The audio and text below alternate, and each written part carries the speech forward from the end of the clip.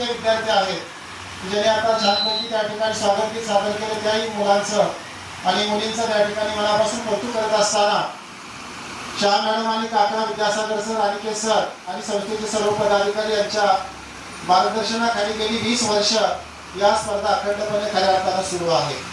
अगदी शहराचा टोक इकडे विश्रांतवाडी असेल, इकडं बोरवेल्याचं त्या ठिकाणी खेड शिवापूर असेल, इकडे शहरामध्ये विविध स्पर्धेमध्ये सहभागी होते। या सहभागामध्ये विविध शाळांचे मुख्याध्यापक, त्यांचे शिक्षक त्या स्पर्धेचा त्या ठिकाणी हा बक्षीस वितरण समारंभ घेत असताना आम्हा सर्वांना खऱ्या अर्थानं त्या ठिकाणी आनंद होतो।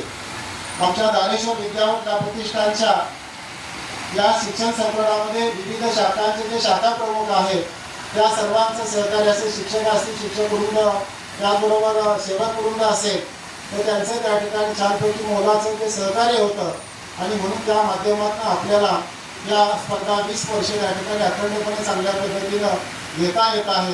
त्याचा सार्थ अभिमान मला आणि आमच्या सर्व संस्थेमधल्या शिक्षक वर्गाला मिळालेले आहे।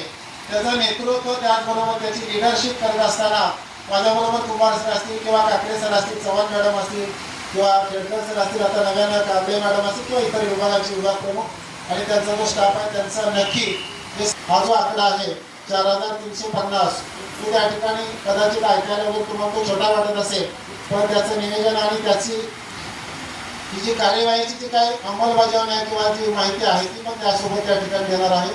चित्रकला स्पर्धेमध्ये सहभागी विद्यार्थी संख्या 2950 आणि आज वक्तृत्व स्पर्धेमध्ये सहभागी झालेली विद्यार्थी संख्या 93 असे 7393 विद्यार्थी या 3 स्पर्धेमध्ये सहभागी होते।